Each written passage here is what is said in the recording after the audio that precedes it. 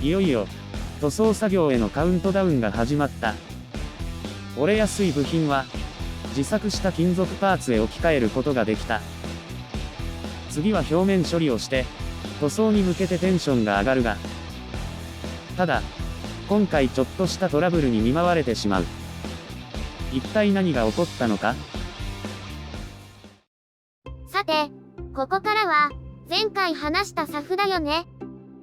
そうだね。SAFについて説明するね。お願いね、すずみちゃん。SAFというのは、省略した呼び名で、正式にはサーフェーサーというもの。SAFの間には、一応塗料と分類されているけど、SAFによっては、ヤスリがけでできた細かい傷をある程度埋めてくれる効果があったり、ウェザリングなどで大量にエナメル溶剤を使う場合、保険としてプラスチックへの侵食の保護するために、下地処理として使われたりします。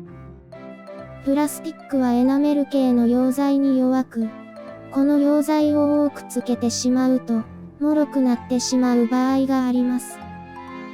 これを拭くことによって、表面の傷はもちろん、合わせ目消しが不十分だった場合もわかりやすくなるので、何かと重宝されています。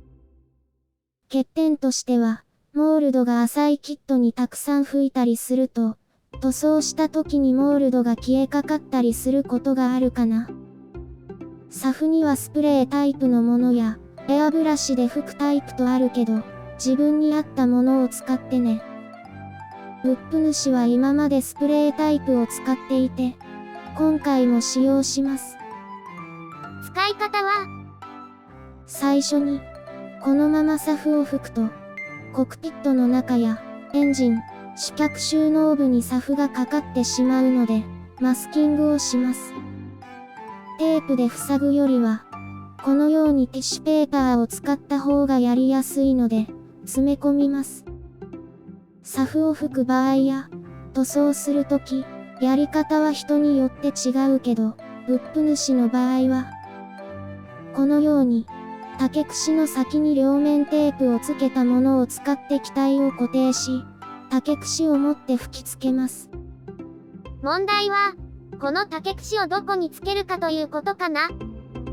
それとこのようなものを使うからには、先の尖った部分で目をついてしまう危険があるので、必ず保護メガネをつけてから作業しましょう。模型製作では、ドリルやナイフなど取り扱いを間違うと大怪我をする道具を使いますので、保護メガネの準備はお忘れなく。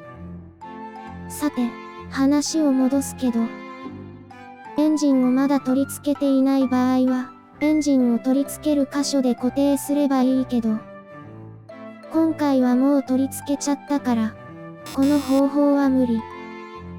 方法はその時その時で考えてね。着艦フックを取り付ける箇所が使えそうなので、今回はそこに竹串を固定することにしたけど、このように固定しました。しっかりマスキング、固定ができたね。今からSAF吹くけど、SAFを吹く様子は撮影できないので、吹き終わった写真を載せるね。一面グレーになったね。ところで、なんで動画撮影しなかったの？今回スプレータイプを使うから、噴射の勢いが強くてね。万が一カメラのレンズにかかったら、ウップ主が発狂するからよ。あ、それはやらなくて正解だね。納得。一応カメラのレンズには、フィルターはつけてあるけど、そもそもそのフィルター自体が安くないからね。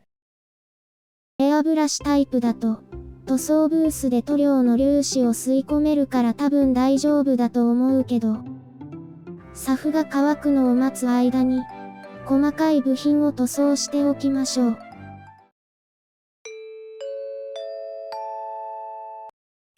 基本はランナーについたままの部品を筆塗りだけど、この方法は塗りやすい反面、切り離した時に切り跡を処理して、そこの部分を再度塗装しなければならないという面倒な一面もあるから、切り離して塗装しても良いけど、これも部品点数が多いと管理が大変なので、やりやすい方法でやってね。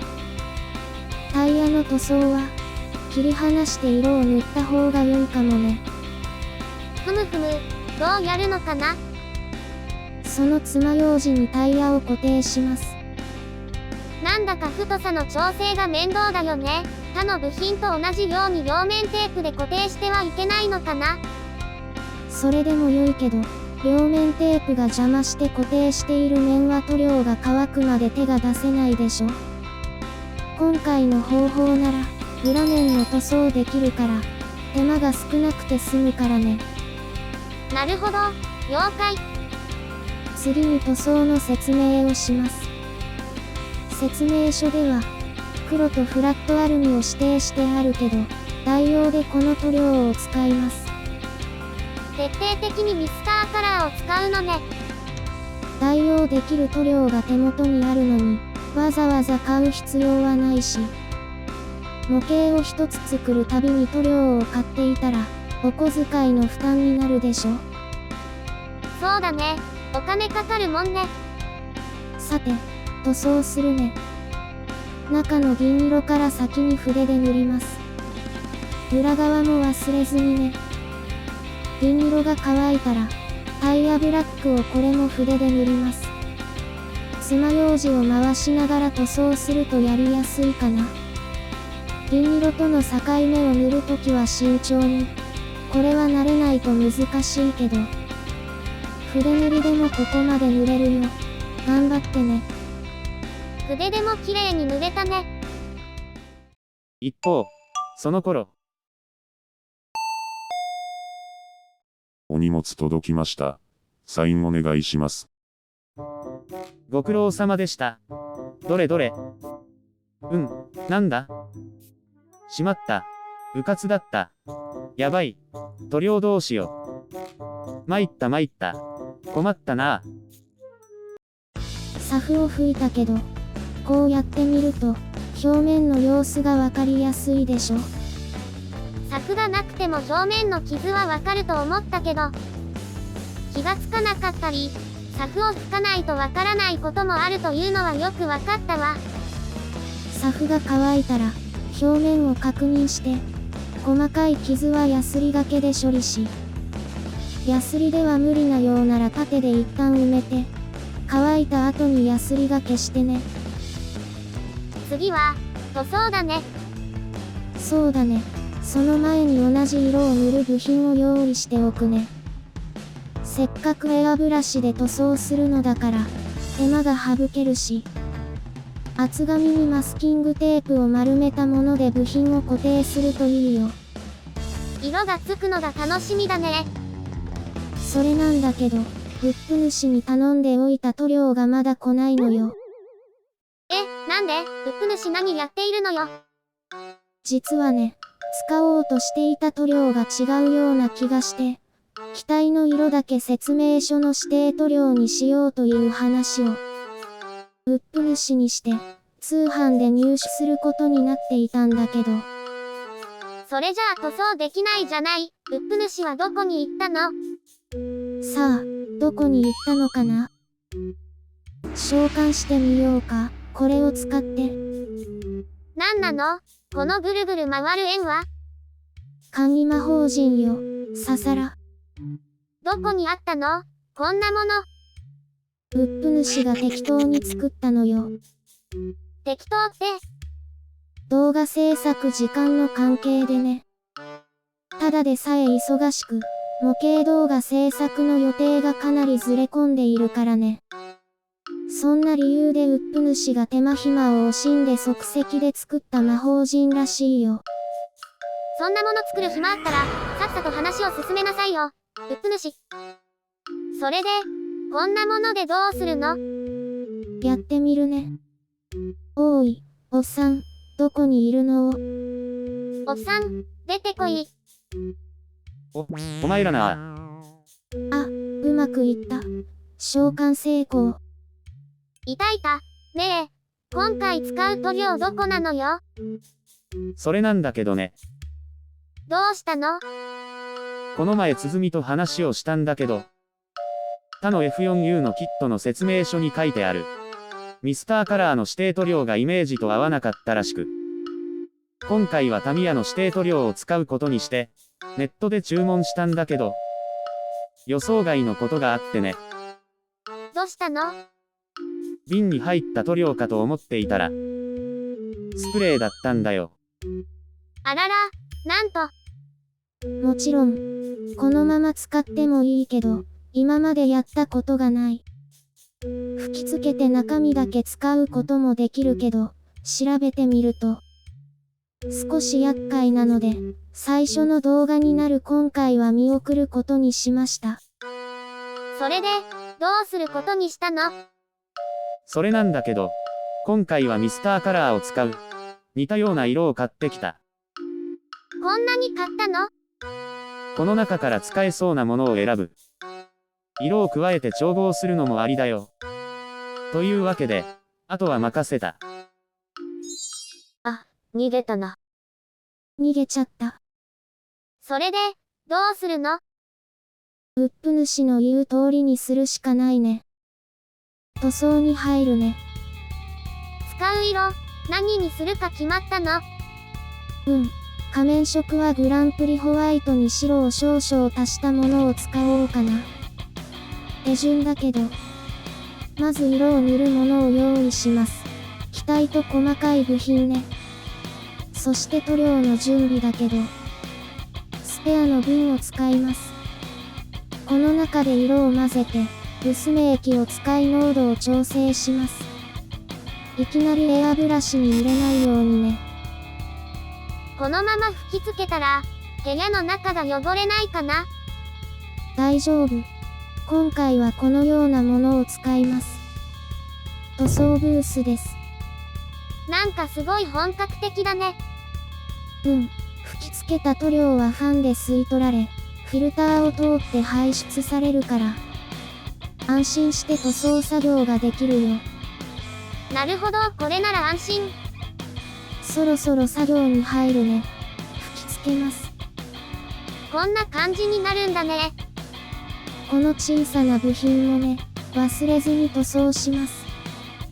吹き付けが終わったよ。あとは塗料が乾くのを待つね。さて、次は真ん中の色を塗装するよ。今回使う塗料は何だっけ？ミスターカラー72、ミディアムブルーを使うね。だけどその前に、マスキングをするから、この作業はちょっと時間かかるので、塗装はまだだね。マスキングってなんだっけ？このままフリーハンドで気をつけて塗装してもいいんだけど、慣れないうちは難しいからね。だから色をつけてはいけない箇所には、テープや紙を貼って保護するの。ふむふむ。簡単に説明するね。今回用意したのは、マスキングテープ、両面テープ、そしてトレーシングペーパー。トレーシングペーパーがない場合は、普通の紙でも大丈夫だよ。まずは両面テープをカッティングマットに貼り付け、デザインナイフなどでカットします。細く切った両面テープをひねって丸くします。それを適当な長さに切ります。切り出した紙に先ほど用意した丸めた両面テープをこのように貼り付けます。ギリギリ貼り付けるのではなく、少し奥まったところに貼ってね。両面テープを貼り終えたら、機体に貼ってマスキング完成。そして下の方は、マスキングテープで覆います。これでマスキングは完成。この後色を吹き付けます。色がついたね。あと1回残っているんだよね。3回目の塗装だけど、今回はミスターカラーの14、ネイビーブルーに、ミスターカラー5のブルーを3、1の割合で混ぜたものを使います。ここでもさっきの要領でマスキングをした後、エアブラシで塗装し、乾燥を待ちます。なんだか、塗装の解説のところ、急いでない？尺の都合よ。まだ解説しなければいけないものがあるのに。ここまでかなり時間かかっているからね。身も蓋もないね。塗料が乾いたら、マスキングを取ります。塗装されたものを見ると、完成が見えてきたね。まだだよ。塗料が乾いたらデカールを貼るから。それと解説を忘れていたけど、キャノピー部分。この枠も塗装しなくてはいけなかった。写真のように、マスキングをしてから塗装しました。剥がすとこのようになります。綺麗に仕上がったね。マスキングの方法も解説したかったけど。そろそろ時間だよ。あらら、もうそんな時間なの？次回作で解説するね。次はデカールを貼るんだね。そうだね。そこから始めるね。それでは、皆様。ご視聴ありがとうございました。